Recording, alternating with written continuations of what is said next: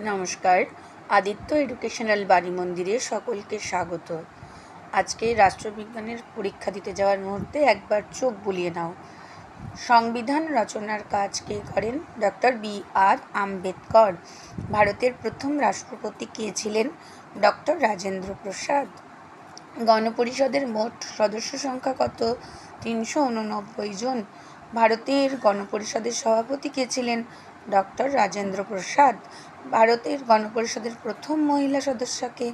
Sarojini Naidu. Modern constitution বইটির রচয়িতাকে? KC Wheare. Commentary on the constitution of India গ্রন্থের লেখককে? দুর্গাদাস বসু। আওয়ার কনস্টিটিউশন গ্রন্থের প্রণেতাকে? সুভাষ সি কাশ্যপ। সংসদীয় শাসন ব্যবস্থা আছে এমন দেশ? ভারতবর্ষ। বর্তমান ভারতের অঙ্গরাজ্য কটি? 28টি। ভারতীয় সংবিধানের জীবনের অধিকার কি?